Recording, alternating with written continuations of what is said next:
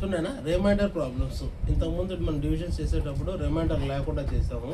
ఇప్పుడు రిమైండర్స్ వస్తే ఎలా చేయాలనేది ఈ ప్రాసెస్ చూద్దాం అనమాట. ఓకేనా, ఈ రిమైండర్ అనేది మీకు ఎలా వస్తుందో చెప్తాను చూడండి. ఫస్ట్ 373 డివైడెడ్ బై 3 కాబట్టి ఫస్ట్ ఏం చేస్తాం, 3ని ఇక్కడ వేసుకుంటాం, నెక్స్ట్ 7ని ఇక్కడ వేసుకుంటాం, నెక్స్ట్ 3ని ఇక్కడ వేసుకుంటాం అనమాట.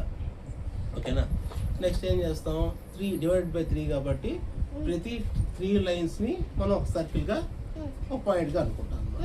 అందుకని ఏం చేస్తాం అంటే ఫస్ట్ 3 ఉంది కాబట్టి 1 2 3 ఉన్నాయి కాబట్టి 3ని సర్కిల్ చేసి ఇది 1గా అనుకుంటాం కాబట్టి ఈ 1ని ఇక్కడ వేసుకుంటాం. ఓకేనా, నెక్స్ట్ 7 ఉంది, ఈ 7 కాబట్టి 7 లైన్స్ని మనం గీసుకోవాలి.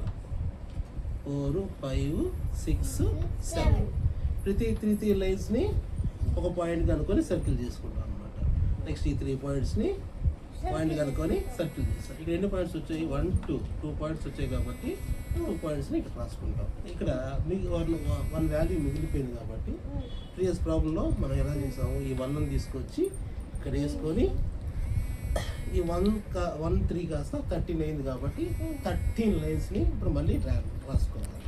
13 లైన్స్ రాసుకుందామా, 1 2 3 4 5 6 7 8 9 10 11 12 13 లైన్స్ని ఇలా రాసుకొని ప్రతి 3 లైన్స్ని మనం సర్కిల్ చేసుకుంటాం.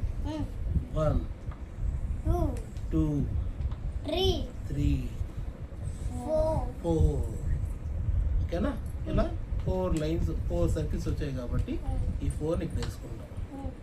ఇప్పుడు ఇక్కడ మిగిలిన దాన్ని మనం ఇక్కడ వేసుకోవాలి. ఇక్కడ ఏ వాల్యూ లేదు కాబట్టి తీసుకొని ఇలా రాసుకుంటాం. ఇలా రాసుకున్న తర్వాత ఈ 1ని మనం ఏం పిలుస్తామంటే రిమైండర్ అని పిలుస్తాం. ఇది రిమైండర్ ప్రాసెస్, రిమైండర్ ప్రాబ్లమ్స్ యొక్క ప్రాసెస్. అర్థమైంది అందరికీ?